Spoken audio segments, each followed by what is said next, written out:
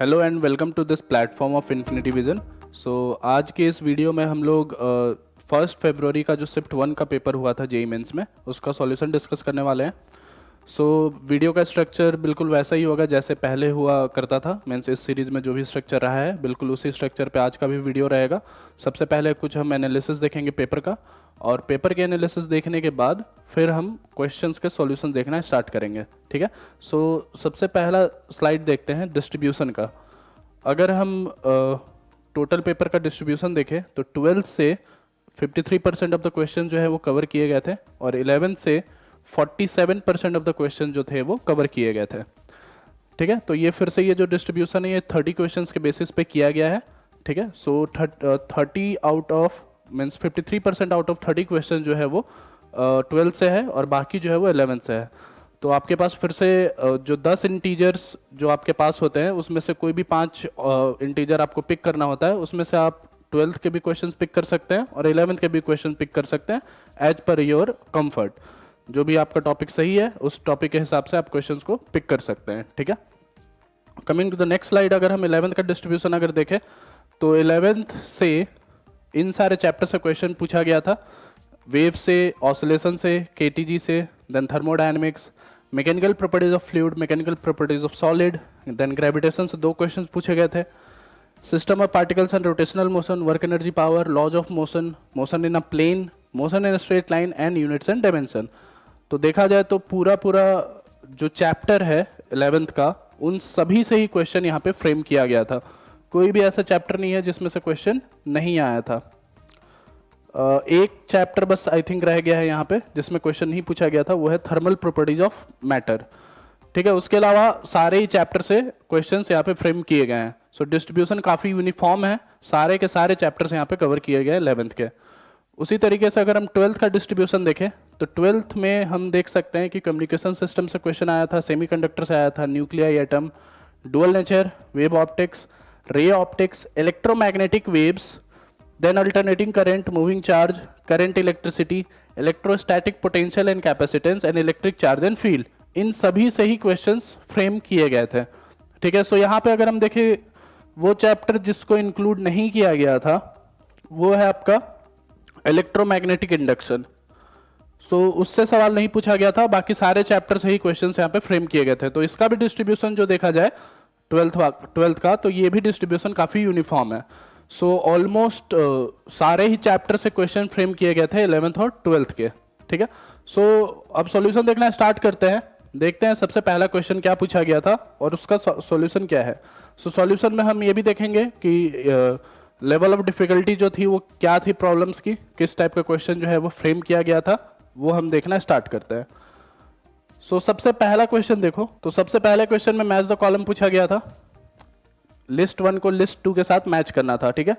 सो सबसे पहले intrinsic semiconductor, तो इंट्रिंसिक सेमीकंडक्टर एक प्योर सेमीकंडक्टर होता है। सो यहाँ पे फर्मी लेवल जो होगा, फर्मी लेवल से बेसिकली मैच करना है। ठीक है। सो इंट्रिंसिक सेमीकंडक्टर में फर्मी लेवल जो होगा बिल्कुल मिडिल पे होगा। तो इस वाले में जो ऑप्शन मैच होगा वो सेकंड वाला होगा। ठीक है। और जो आपका एन टाइप वाला है इसमें फर्मी लेवल जो होगा आपका, जो एन टाइप वाला होगा उसका जो फर्मी लेवल होगा उसका फर्मी लेवल वैलेंस बैंड के पास देखने को मिलेगा। मींस इसका जो ऑप्शन आएगा फर्स्ट वाला आएगा। सो यहाँ पे देखा जाए ए का ऑप्शन 2 के साथ मैच करेगा, बी का ऑप्शन 1 के साथ मैच करेगा। सो correct answer will be option 2। ठीक है। वैसे सी वाला थर्ड के साथ एंड मेटल्स वाला जो है वो फोर्थ के साथ मैच कर जाएगा। ठीक है। तो ये इजी लेवल ऑफ प्रॉब्लम था, काफी डिफिकल्ट नहीं था ये। ठीक है। Coming to the next problem, an object moves with speed v1, v2 and v3 along the line segment AB, BC and CD respectively as shown in the figure, where AB is equal to BC and AD is equal to 3AB, then the average speed of the object is. So देखो यहाँ पे बोला गया कि AB and BC are equal and AD is equal to 3AB. इसका मतलब ये है कि CD जो होगा वो भी AB के बराबर ही हो जाएगा, क्योंकि इन तीनों का सम जो है AD के बराबर है। That means AB is equal to BC is equal to CD. So average speed अगर निकालना है अपने को, so it will be equal to total distance that is AB plus BC plus CD divided by total time taken. So AB को चलने के लिए time लगेगा AB बाई V1, BC को चलने के लिए टाइम लगेगा BC by V2 and CD को चलने के लिए टाइम लगेगा CD by V3। AB BC CD तीनों सेम है तो इसको लिखा जा सकता है 3AB बाई, यहां से AB को कॉमन ले लो और यहां पे LCM आ जाएगा V1 V2 plus V2 V3 plus V1 V3 by V1 V2 V3।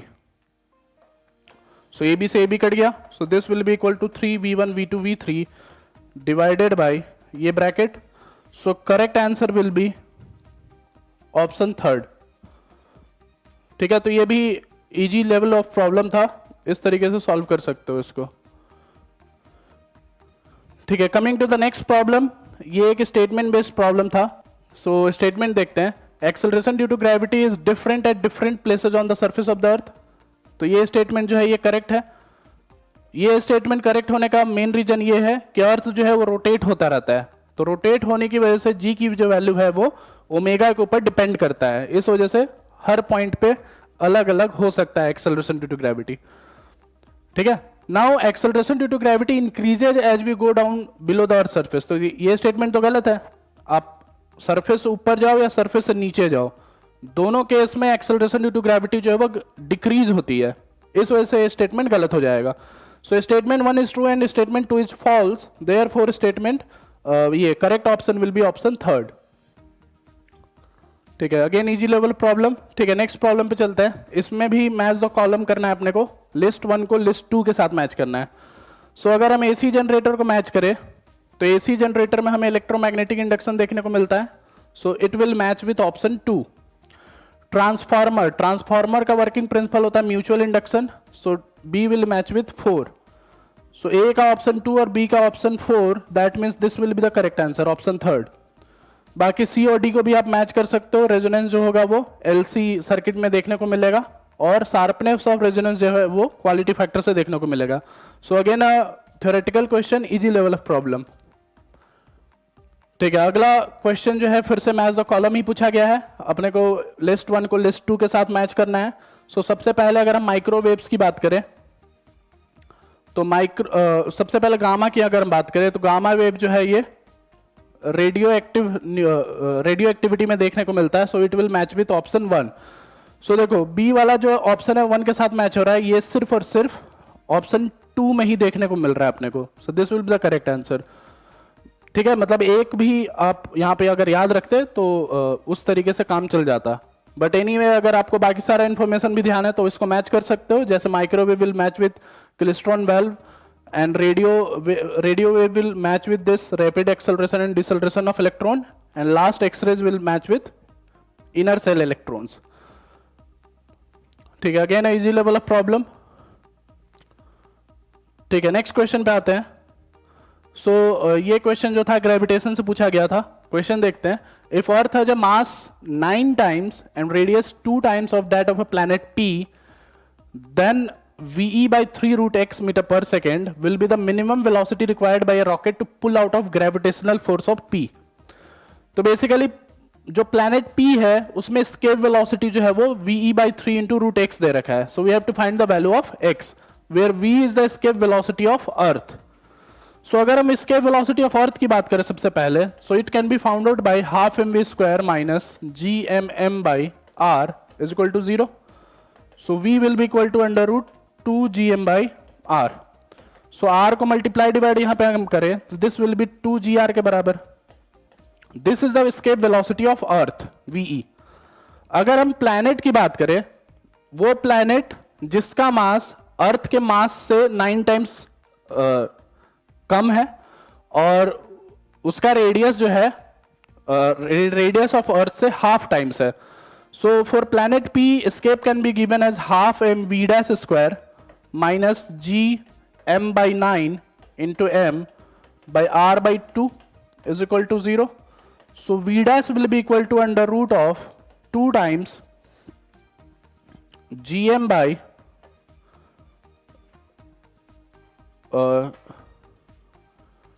ये ऊपर चला जाएगा और ये नीचे आ जाएगा, so this will be r into 2 by 9। So this can be seen as v dash is equal to, ये वाला टर्म तो हो गया v स्केप बेसिकली, ये वाला टर्म v स्केप हो गया, तो ये हो जाएगा ve under root of 2/9। So 9 को अगर हम बाहर ले ले रूट से, so this will be ve/3 into root 2। So x की वैल्यू जो है वो 2 के बराबर आ जाएगी। So moderate side of problem है, हम एनर्जी कंजर्वेशन के हेल्प से इस तरीके से प्रोसीड कर सकते हैं। ठीक है, coming to the next problem, n polarizing seats are arranged such that each makes an angle of 45 degree with the preceding seat. An unpolarized light of intensity I is incident into this arrangement, then the output intensity is found to be I by 64. What is the value of n? तो basically Malus law के ऊपर ये question है, n polarizing seats को arrange किया गया है such that every polarizing seat is making 45 degree angle with the next polarizing seat. ठीक है, तो फाइनल इंटेंसिटी I by 64 है। अपने को पता करना है कि कितने नंबर ऑफ पोलराइजिंग सीट्स है। तो देखो, सबसे पहले जब पोलराइजिंग सीट से लाइट पार होगा तो it's intensity will be I/2। फिर उसके बाद जब अगले पोलराइजिंग सीट से पार होगा तो cos स्क्वायर 45 से डिक्रीज हो जाएगा। ये पहला पोलराइजिंग सीट है, उसके बाद cos स्क्वायर 45 मालूज लॉस हम यूज करेंगे तो n-1 पोलराइजिंग सीट्स और अवेलेबल है। So final intensity can be given as I/2 into cos square 45 to the power n-1। so I से I कट गया, this is equal to 1/32 is equal to 1/2 raised to power n-1। so n-1 can be given as 5, so n can be given as 6। so correct answer will be option 2। so again easy to moderate side of problem, थोड़ा सा आपको यहाँ पे ध्यान रखना था कि पहला पोलराइजिंग सीट जो होगा वो इंटेंसिटी I/2 देगा, हाफ कर देता है इंटेंसिटी। उसके बाद फिर हम cos स्क्वायर के टर्म्स में जा सकते हैं, मालूज लॉ को डायरेक्टली यूज कर सकते हैं। ठीक है, coming to the next problem, find the magnetic field at the point P in the figure. इस point P is the center of the circle, the curved portion is a semicircle connected to 2 long straight wires। ठीक है, सो इस पूरे arrangement की वजह से अपने को मैग्नेटिक फील्ड निकालना है P पे। तो अगर हम इस सेगमेंट को देखें तो इसकी वजह से कोई मैग्नेटिक फील्ड नहीं आएगा, क्योंकि for this wire point P के लिए θ1 और θ2 इज 0 डिग्री एंड 180 डिग्री। सो इस वायर के लिए खत्म हो गया। ये जो वायर है, ये वायर एक सेमी इनफाइनाइट वायर है और ये जो वायर एक सेमी सर्कुलर वायर है। तो इन दोनों सेगमेंट की वजह से P पे मैग्नेटिक फील्ड आएगा। तो अगर हम पहले वाले वायर की वजह से देखें, सो इट विल बी μ0I/4πr, क्योंकि सेमी इनफाइनाइट वायर है। और दूसरे वाला सेमी सर्कल जो है उसकी वजह से आएगा μ0I/4πr इंटू पाई। डायरेक्शन की बात करें अगर हम इन दोनों का मैग्नेटिक फील्ड का, तो बाय राइट हैंड रूल इसकी वजह से डायरेक्शन आ रहा है बाहर और इसकी वजह से भी डायरेक्शन आ रहा है बाहर, सो ये दोनों एड अप हो जाएगा। So magnetic field at P can be given as this. So यहां से μ0I/ अगर मैं 2r को कॉमन ले लेता हूं तो यहां पे बचेगा 1/2π प्लस, यहां से पाई और पाई तो कट गया, so this will be 1/2। so correct answer will be option 3rd। ठीक है, तो again easy to moderate side of problem, formula based problem था ये। ठीक है, coming to the next problem, which of the following frequencies does not fall under या belong to FM broadcast. तो FM broadcast का जो रेंज है वो 88 मेगाहर्ट्ज से लेकर के 108 मेगाहर्ट्ज के बराबर होता है। This is a memory based problem, so correct answer will be option 2। ये इसके अंदर नहीं होगा। So easy level of problem. Next problem पे चलते हैं। A steel wire with mass per unit length 7 × 10⁻³ kg per meter is under tension of 70 Newton. Then the speed of transverse wave in the wire will be. So speed can be given as under root of T by mu. So T is 70 and mu is 7 × 10⁻³ so ये हो जाएगा under root of 10⁴। so this will be equal to 100 meter per second। so correct answer will be option 2। ठीक है, direct formula based problem, again easy level of problem. ठीक है, coming to the next problem, a child stands on the edge of the cliff 10 meter above the ground and throws a stone horizontally with an initial speed of 5 meter per second. So neglecting the air resistance, the speed with which the stone hits the ground is। तो देखो question में ये बोला गया कि एक Cliff है 10 metre height का और यहां से एक बॉल को हॉरिजॉन्टली फेंका जा रहा है 5 मीटर पर सेकेंड से। तो जब ये जमीन पे गिरेगा तब इसकी स्पीड कितनी होगी, यहां पे कहीं पे गिरेगा ये, तो इसकी स्पीड कितनी होगी, ठीक है। सो इसको रेफरेंस पॉइंट मान लेते हैं और एनर्जी कंजर्वेशन से हम ये आंसर निकाल लेते हैं। सो इनिशियल एनर्जी की बात करें तो that will be mgh, so mgh plus half mv square, so half mv square is equal to final energy, final potential energy 0 and final kinetic energy half mv dash square, so m cut गया। So this will be equal to 100 plus 25/2 is equal to v dash square by 2। इसका मतलब v dash square की value आ जाएगी 225 के बराबर, इसका मतलब v डैश की वैल्यू आ जाएगी 15 मीटर पर सेकंड के बराबर। So correct answer will be option 2। So फिर से easy to moderate side of problem है, इस तरीके से एनर्जी कंजर्व करके आप सॉल्व कर सकते हैं, ठीक है। अगले प्रॉब्लम पे चलते हैं। A proton moving with 1/10 of velocity of light has a certain de Broglie wavelength of lambda. An alpha particle having certain kinetic energy has the same de Broglie wavelength or lambda. So proton और alpha particle दोनों का de Broglie wavelength जो है वो same है. Now the ratio of kinetic energy of proton and that of alpha particle is, so lambda of proton is equal to lambda of alpha particle, ये दिया हुआ है. So it can be written as h by under root of 2m kinetic energy of proton is equal to h by under root of 2m, this is mass of proton, and mass of alpha particle that is 4 mp into kinetic energy of alpha. So h से h cut गया, so यहाँ से root हटा दो, तो this will be equal to kinetic energy of proton is equal to 4 times kinetic energy of alpha. So kinetic energy of proton by kinetic energy of alpha will be 4:1. So correct answer will be option 2. So फिर से easy to moderate side of problem है. Next problem, a sample of gas at temperature T is adiabatically expanded to double its volume. Then the work done by gas in the process is. So adiabatic process में work done जो होता है वो nr delta T by gamma -1 के बराबर होता है, expansion हो रहा है. सो इनिशियल टेम्परेचर T है, फाइनल टेम्परेचर हम लोग निकाल सकते हैं इस गामा के हेल्प से. सो गामा के हेल्प से अगर हम वैल्यू निकालें तो हम ये बोल सकते हैं कि PV raised power gamma is equal to constant और T into V raised power gamma -1 is equal to constant, क्योंकि P को अपन लिख सकते हैं nRT by V. So therefore T into V raise to power 3/2 - 1, ये इनिशियल कंडीशन है, is equal to final temperature T dash into 2V 3/2 - 1. So T dash की value अपन देख सकते हैं कि यहां पे आएगा T by 2 raise to power half, so T by √2, ये तुम्हारा फाइनल टेम्परेचर होगा. So this will be equal to nR T minus T by √2 divided by 3/2 - 1.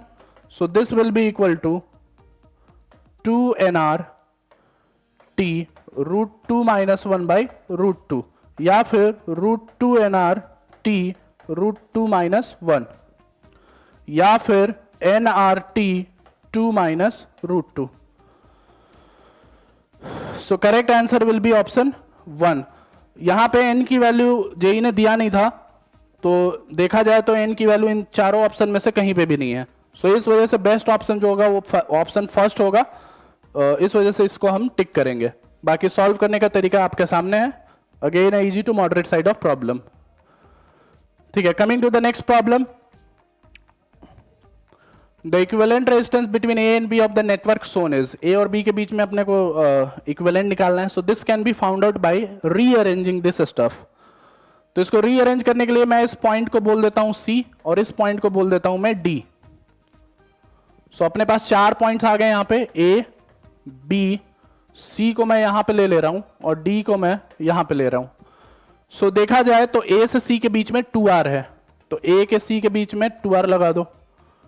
A से D के बीच में R है, तो A से D के बीच में R लगा दो. C से D के बीच में 9R है, तो C से D के बीच में 9R लगा दो. देन C से B के बीच में 6R है, तो C से B के बीच में 6R लगा दो. एंड D से B के बीच में 3R है, सो D से B के बीच में 3R लगा दो. सो ये अपना रीअरेंज फॉर्म ऑफ सर्किट है. तो देखा जाए तो ये बैलेंस व्हीटस्टोन ब्रिज है, this into this is equal to this into this, so इसको हटा सकते हो। सो अगर तुम इसको हटा दोगे तो वो आर इक्वलेंट जो है वो दिया जा सकता है 8R into 4R by 8R plus 4R। So this will be equal to 32R divided by 12. So 8R by 4 3. So correct answer will be option 4.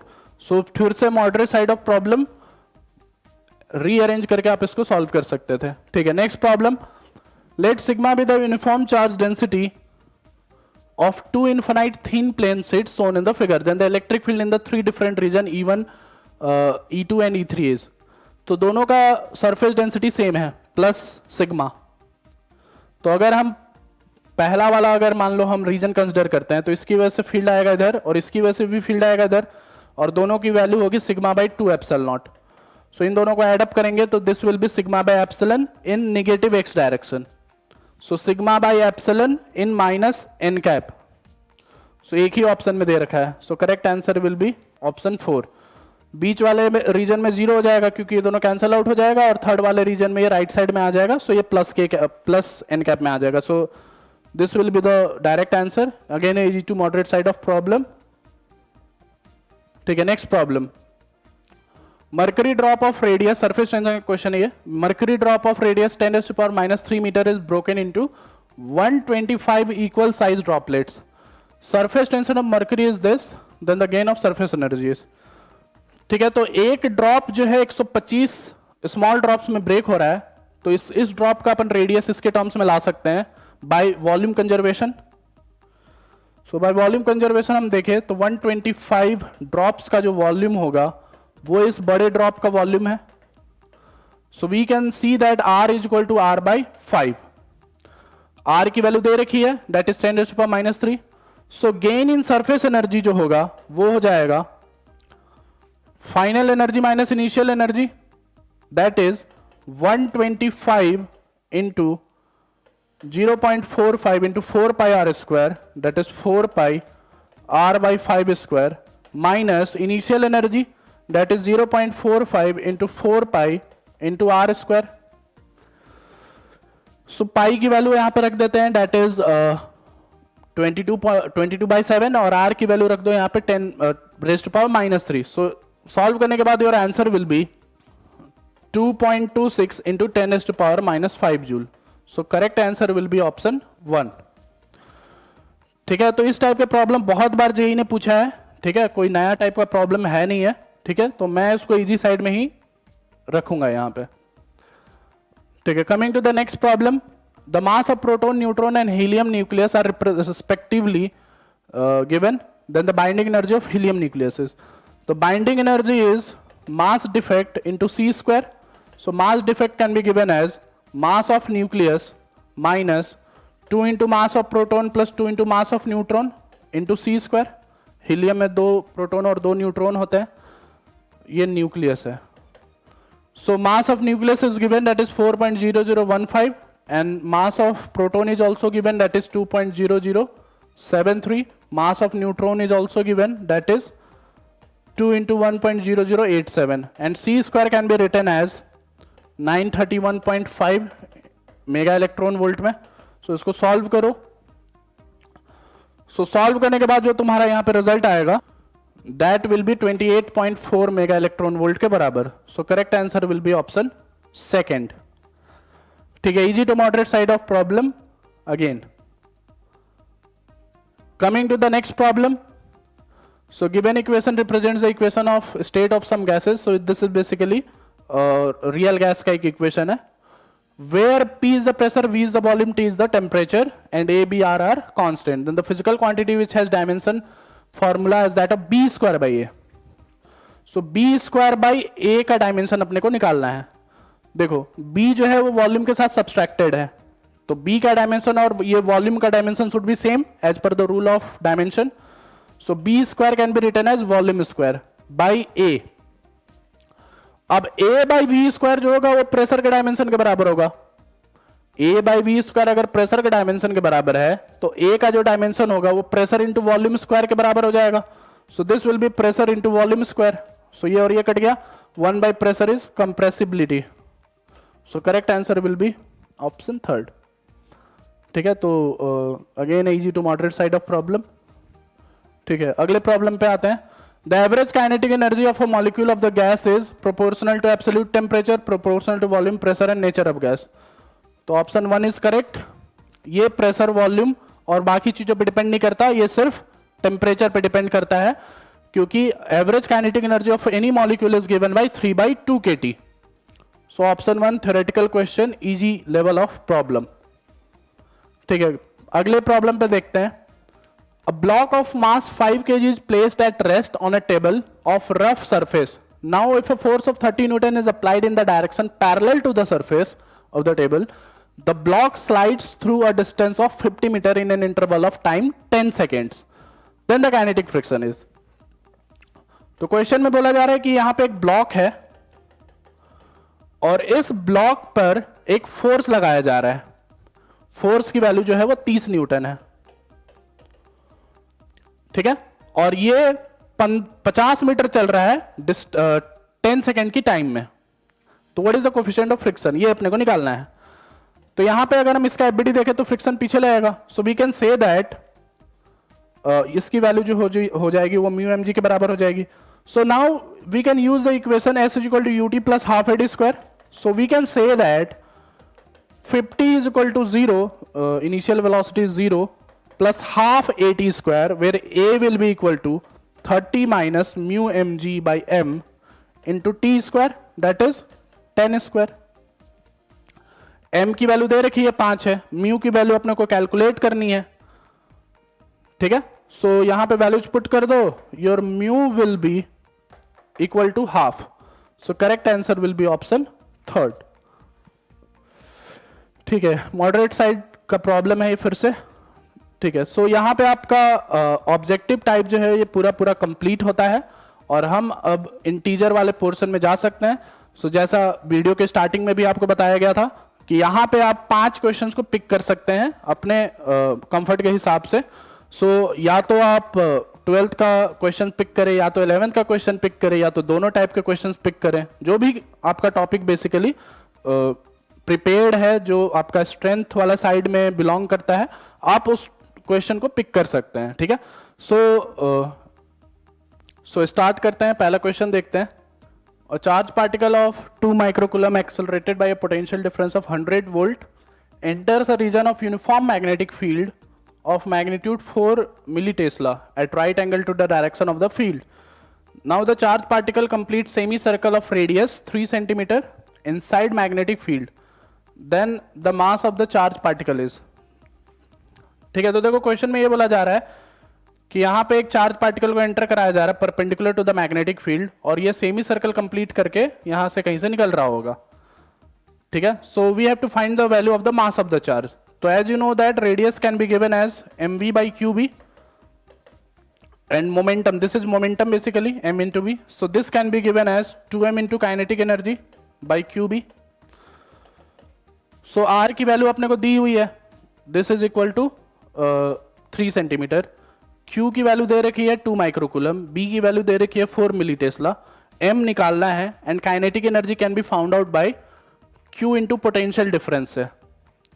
So this can be written as 3/100 is equal to under root 2 into m into q into delta v, that is 2 into 10 raised to power minus 6 into 100 divided by q into b. So 2 into 10 raised to power minus 6 into b, that is 4 into 10 raised to power minus 3. So इन सभी को आप solve करो, m की value जो है वो मिलेगी 144 into 10 raised to power minus 18 kg के बराबर। So correct answer will be 144. ठीक है, तो इजी टू मॉडरेट साइड का प्रॉब्लम अगेन। नेक्स्ट क्वेश्चन पे चलते हैं। In an experiment to find EMF of a cell using potentiometer, the length of null point for a cell of EMF 1.5 volt is found to be 60 centimetre. Potentiometer का question है ये, null point जो है वो 60 centimetre पे मिल रहा है। ठीक है, now if the cell is replaced by another cell of EMF E, the length of null point increased by 40 centimetre. Cell को जब रिप्लेस किया जा रहा है तो 40 सेंटीमीटर से नल पॉइंट इंक्रीज हो रहा है, means new null point is now 100 centimetre. Then what is the value of E? So we can say that 1.5 is equal to x into 60, where x is your potential gradient, and E can be given as x into 100. इसको ऐसा unit में रख रहा हूं मैं, इन दोनों को divide कर दो. So E will be equal to 1.5 into 100 by 60. So ये दोनों कट गया और ये यहां से 10 आ गया. So 10 और 10 भी कट गया. So this will be 15 by 6 और this will be 5 by 2. So this will be 25 by 10. So correct answer of x will be 25. ठीक है, तो easy to moderate side again. अगले प्रॉब्लम पे चलते हैं. A small particle moves to piston moves to position this from the initial position of this under the action of force 5 I cap plus 2 j cap plus 7 k cap. Then what is the value of work done? So work done can be given as F dot S. So F is 5 I cap plus 2 j cap plus 7 k cap into displacement. So displacement जो होगा वो change in position से निकाला जा सकता है. ये final position है, ये इनिशियल पोजीशन है. So displacement will be 3 I cap plus minus j cap plus 11 k cap. So इन दोनों का डॉट करोगे तो यह आएगा 15 minus 2 plus 77. So this will be equal to 15 plus 75. So this will be equal to 90. So work done will be equal to 90 joules. So pretty much a straightforward question, again a easy side of problem. ठीक है, अगले question पे आते हैं. Light of energy 12.75 electron volt is incident on a hydrogen atom in its ground state. The atom absorbs the radiation and reaches to one of its excited states. The angular momentum of the atom in the excited state is x by pi into 10 to the power minus 7 electron volt seconds. Then the value of x is. ठीक है, तो इस energy को incident कराया जा रहा है एक हाइड्रोजन एटम में, एंड एब्जॉर्ब होने के बाद ये किसी एक्साइटेड स्टेट पे पहुंच रहा है. पता नहीं किस एक्साइटेड स्टेट पे पहुंच रहा है, लेकिन कहीं पे वो पहुंच रहा है. उस एक्साइटेड स्टेट पे एंगुलर मोमेंटम की वैल्यू दे रखी है. So we have to comment about the value of x. तो n इज इक्वल टू 1 से कहीं पे शिफ्टिंग हो रही है, n is equal to n naught पर, यहां से यहां ऊपर शिफ्ट हो रहा है. सो इसकी एनर्जी जो है वो -13.6 है, और इसकी एनर्जी जो है -13.6 बाई एन स्क्वायर होगी या एन नॉट स्क्वायर होगी. So this difference is equal to 12.75, क्योंकि यहीं से आपका शिफ्टिंग हो रही है या ट्रांजिशन हो रहा है.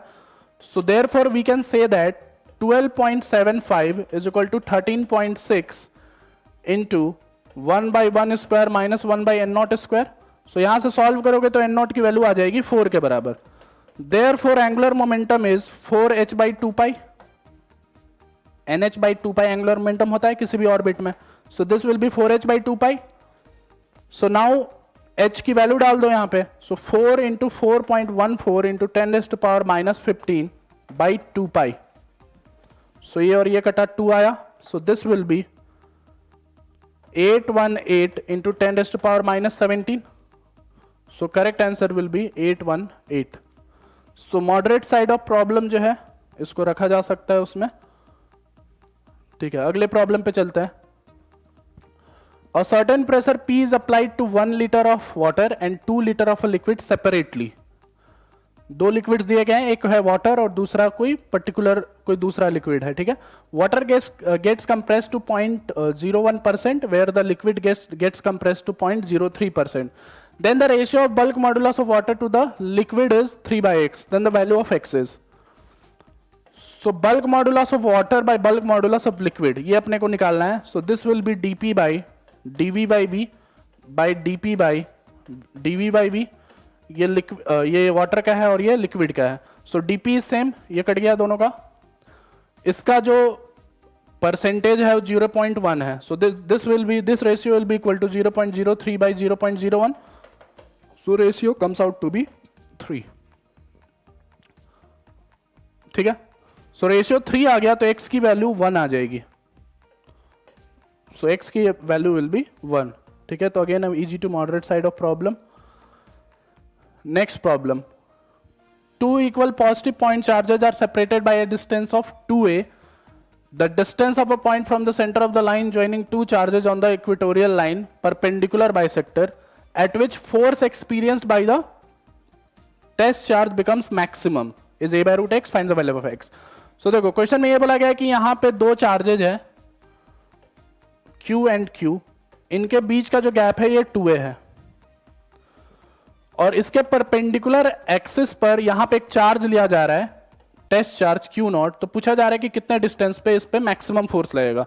सो रिजल्ट अगर आपको डायरेक्टली ध्यान है तो ये जो डिस्टेंस होगा this will be directly a by root two. So x की वैल्यू जो है वो 2 के बराबर हो जाएगी। अगर आपको रिजल्ट याद नहीं है तो मैं बस थोड़ा सा प्रोसेस बता देता हूं निकालने का। इसकी वजह से जो फोर्स आएगा वो यहां पे आएगा, इसकी वजह से जो फोर्स आएगा यहां पे आएगा। ये एंगल थीटा है तो ये भी एंगल थीटा है, ये f है तो ये भी f है। So net force comes out to be 2f cos theta. इस फोर्स को डिफरेंशिएट करो, cos थीटा की वैल्यू डालो, f की वैल्यू डालो, डिफरेंशिएट करो, डिफरेंशिएट करके 0 के बराबर करो, ये रिजल्ट आपको मिल जाएगा। तो इस तरीके से सॉल्व कर सकते हो।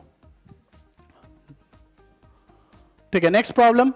A thin cylindrical rod of length 10 cm is placed horizontally on the principal axis of a concave mirror of focal length 20 cm।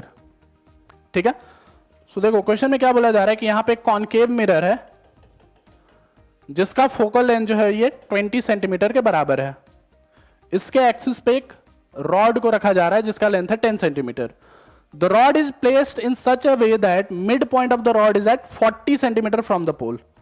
Rod को ऐसा रखा जा रहा है कि इसका जो मिड पॉइंट है ये यहां से 40 सेंटीमीटर पे है, मतलब ये सेंटर ऑफ कर्वेचर पे है। This is the centre of the curvature also. Then the length of the image formed by the mirror is x by 3. What is the value of x? So देखा जाए तो इसका ये वाला जो and है ये आ जाएगा 35 सेंटीमीटर पे, क्योंकि ये लेंथ 10 है तो ये लेंथ 5 हो जाएगा। सो 40 माइनस 5 इज 35 और ये वाला जो लेंथ होगा ये हो जाएगा आपका 45 सेंटीमीटर। इस पॉइंट को मैं बोल देता हूं A और इस पॉइंट को मैं बोल देता हूं B। सो A और B दोनों के लिए अलग अलग मिरर फॉर्मूला लगाओ, VA और VB की वैल्यू मिल जाएगी, उन दोनों का डिफरेंस लो, लेंथ ऑफ द इमेज मिल जाएगा। सो A के लिए अगर मैं मिरर फॉर्मूला यूज करूं then 1 by VA plus 1 by minus 45 is equal to 1 by 20। So यहां से कैलकुलेशन बैठाओगे तो VA की वैल्यू आएगी माइनस 36 सेंटीमीटर।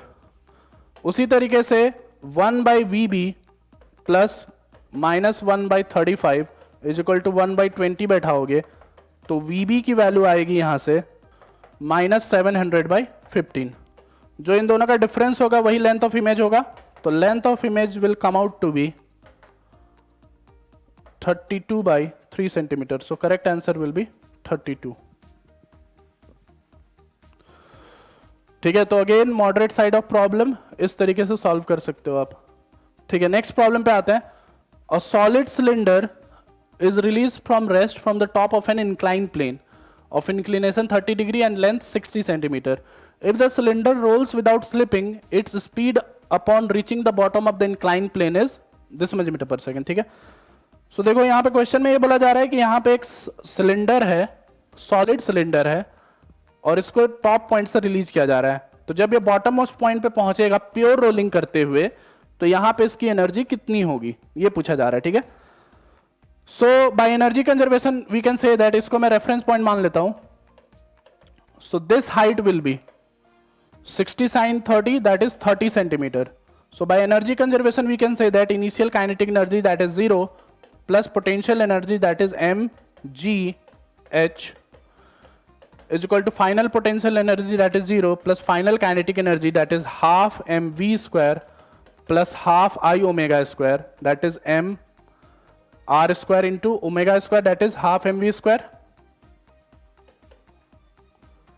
तो सॉलिड सिलेंडर है तो इसका मोमेंट ऑफ इनर्शिया हो जाएगा mr स्क्वायर बाई 2। सो ये टर्म आ जाएगा m by 2 into v square. So m से m कट गया हर जगह से, सो यहां से ये दोनों जीरोस कट गए। So 3 will be equal to v square by 2 into 3 by 2।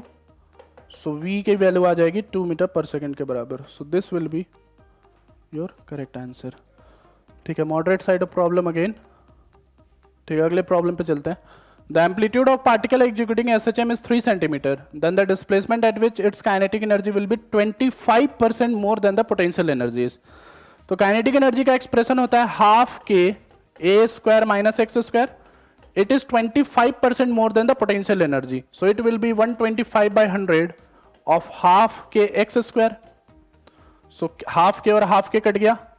So a minus a square minus x square will be equal to 5 by 4 of x square. So x square को उधर भेज दो. So this will be equal to 9 by 4 x square is equal to a square. So x की value आ जाएगी 2a by 3 के बराबर. So a की वैल्यू नाउ ये दे रखा है 3 सेंटीमीटर. So x की वैल्यू ओवरऑल आ जाएगी 2 सेंटीमीटर के बराबर. So इसका आंसर भी आ जाएगा 2 के बराबर. ठीक है, again moderate side of problem. Next problem पे चलते हैं. A series LCR circuit is connected to an AC source of 220 volt 50 hertz. The circuit contains a resistance R is equal to 100 ohm and an inductor of inductive reactance XL. Then the capacitance of the capacitor needed to maximize the average rate which energy supplied is. तो average rate of energy जो होगा तब maximise होगा जब resonance का condition बनेगा. तो resonance होने के लिए XL should be equal to XC. XL की वैल्यू दे रखी है ना 79.6 and XC is equal to 1 by omega C. So 1 by 2 pi F into C. So pi की वैल्यू यहां पे डाल दो 22 by 7. So C comes out to be 40 into 10 raised to power minus 6 farad. So correct answer will be 40 micro farad. ठीक है, तो फिर से easy to moderate side of problem. ठीक है, सो यहाँ पे आपका ये जो सॉल्यूशन है इस टेस्ट पेपर का ये यहाँ पे कंप्लीट होता है. सो अपना फीडबैक अगर मैं दूं इस पेपर के लिए तो ऑब्जेक्टिव प्रॉब्लम जो था फिर से इजी टू मॉडरेट साइड में ही था और इंटीजर टाइप प्रॉब्लम भी जो था वो इजी टू मॉडरेट साइड में ही था. कुछ एक क्वेश्चंस मॉडरेट साइड में ओवरऑल थे लेकिन कोई भी क्वेश्चन जो था यहाँ पे इस पूरे पेपर में डिफिकल्ट साइड में नहीं था. सो ओवरऑल पेपर को फिर से मॉडरेट साइड में ही रखा जाएगा क्योंकि 11th और 12th के सारे चैप्टर्स ही यहाँ पे कवर किए गए थे. तो ये इसको थोड़ा सा मॉडरेट इस वजह से बना देता है. बाकी ओवरऑल अगर क्वेश्चन बाय क्वेश्चन आप अगर देखें तो सारे के सारे क्वेश्चन जो थे वो सॉल्व करने लायक थे. ठीक है, सो यहाँ पे इस वीडियो को एंड करते हैं. नेक्स्ट वीडियो में मिलेंगे with other solutions. Till then thank you.